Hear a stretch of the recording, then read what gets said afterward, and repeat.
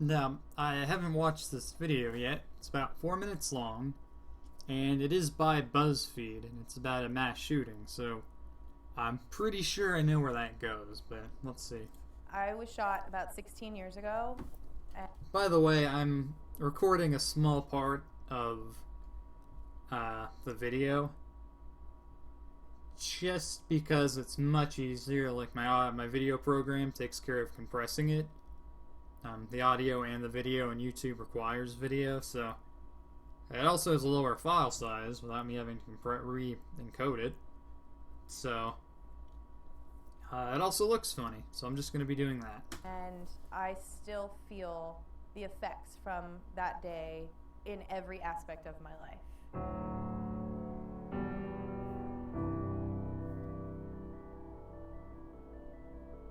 It says here, analysis of FBI data from 1970 to 2013 shows that mass shootings are steadily on the rise. What they don't say here, or what they don't do here, is it's an analysis of FBI data. See if they link the analysis. I was working. No. Okay, back to her. Basically, I doubt they're accounting for population growth in there. I just don't have it in me to trust that BuzzFeed isn't being disingenuous at every given possibility. Working as a camp counselor when I was 16 years old at the North Valley Jewish Community Center. One day after playing Capture the Flag, I was walking in with one of my favorite campers. We decided to walk to the front of the building because that's where the rest of my campers were, who were all 5 and 6-year-old kids. And as we walked to the front of the building, a man walked in carrying a semi-automatic Uzi replica gun and started shooting, and he shot off about 70 rounds of ammunition into the building. About 70 rounds. Now, they're having her recount this because she was there, but she's giving us information you can really only know afterwards, unless you're actively counting how many bullets are being shot from this semi-automatic. I didn't catch that part. He shot me first, and then he just started spraying. He showed up on a day. So they're using somebody who was there to recount information that you only know afterwards, which is unusual. Where there were a lot of children there, about 350 kids at the Jewish Community Center. So I grabbed James and I ran into a classroom that was right in front of us, and there were a bunch of little kids, 5 and 6 years old, in that room with my co-counselors, and I was covered in blood, and we still heard shooting outside. Bang, bang, bang. The campers all looked up at me and kept saying, "What's all over Mindy? What's all over Mindy?" There happened to be an emergency exit in that one room that we went into. We ran outside. There was a glass sliding door behind us. Now, I don't have any objections to this part. She's just recounting her story, but I know before 4 minutes are up, this is going to turn back into a political piece. And he saw us running and shot through the glass door, and the glass exploded behind us. I had lost a lot of blood at that point and couldn't continue running. So we closed our eyes and played dead until we heard sirens. Most of the weapons used in mass shootings in the U.S. are acquired legally, according to data from Mother Jones. I can't dispute that. Most of them are probably acquired legally, because you can acquire a weapon if you're not a felon. So most people who commit mass murder are... Now, when it says they're acquired legally, I need to look into this study, because that could either mean that they legally got the weapon, or the weapon was legally acquired by somebody else, like a straw purchase, and then given to them, because that would be the gun would be acquired illegally by the first person, and then illegally acquired by the next person. And as I said, I can't give BuzzFeed the benefit of the doubt, but I'll have to look into that. But yeah, it's true. Most people are allowed to get a gun. It's not illegal for them to exercise that right. And to this day, I still have quite a bit of shrapnel inside my leg, and it's a constant reminder of what I went through. The thing that I remember most is when you breathe in, you feel air inside your lungs, but you've never felt air anywhere else inside your body. And immediately after the bullets passed through me, I remember feeling invisible, because There was air running through me that I had never felt before. And that's the instant that I knew something, A, wasn't right, B, I had been shot, and the moment where I started thinking about death. He shot 3... Now, this is not exclusive to BuzzFeed, but they're taking a story and then how can I take this thing that happened and push an agenda? And it's very easy. You just have somebody speak and you show little slideshows. 5-year-old kids, myself, who was... That may or may not be related to what's actually happening, but this is bad.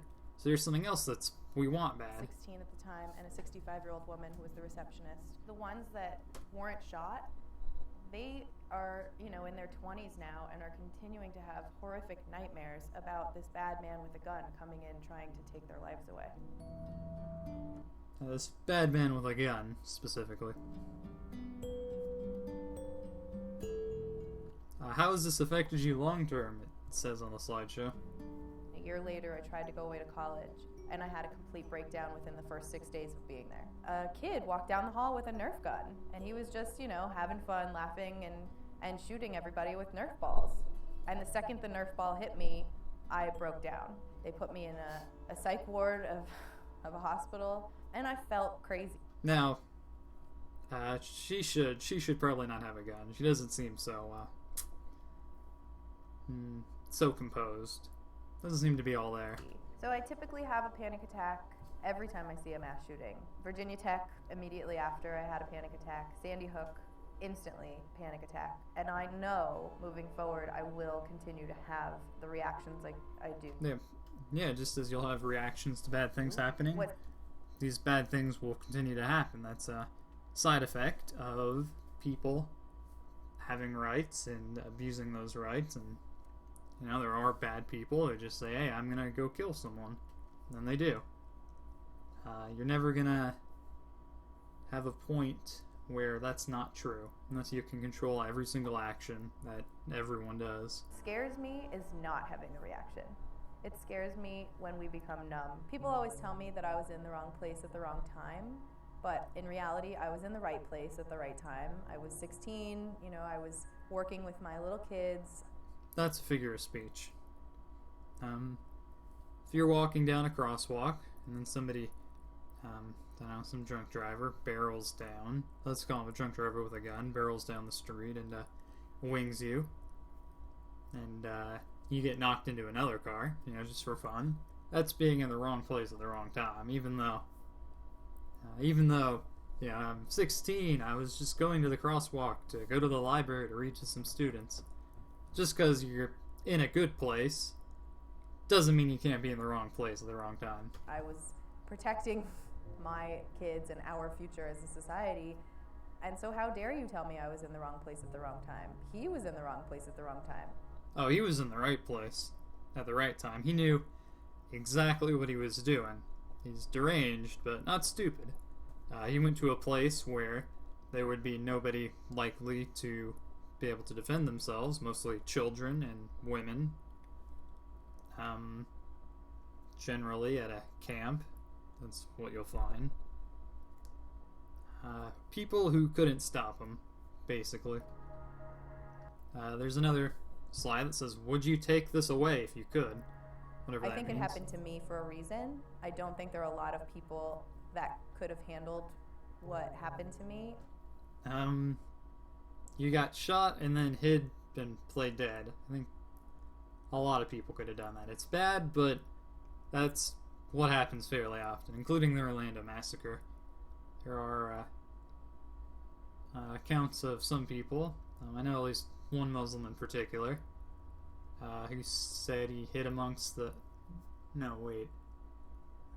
I'm getting these mixed up, sorry. I'm thinking of another one where a Muslim guy survived a mass murder attempt. No, it wasn't really an attempt, it was a mass murder. By hiding among the dead bodies, and said that God wanted him to survive, gave him a new purpose in life, and she's essentially saying the same thing. Well as I have, I've definitely suffered emotionally. I continue to suffer. I'm 33, I'm married, I own a home, I live in a wonderful, wonderful city, and I couldn't be happier. And had I not been shot, all of those things probably wouldn't necessarily have happened to me. I'm not seeing the link here. You were shot as a counselor, and now you're saying you wouldn't have seen yourself getting a house and getting married? But yeah, I would take it away. I don't put this on I don't understand. anybody. But if it could have happened to anybody... What a question. What kind of question is that? Hey, would you have taken away this mass shooting that you were a victim of? No. No, they got me a house, I think. I'm fine. I'm cool. I am glad it happened to me, because nobody deserves to go through that kind of pain.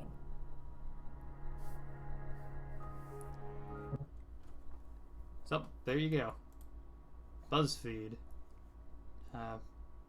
Taking bad things and making it about other things that they want to be bad. How long have they been around, anyway?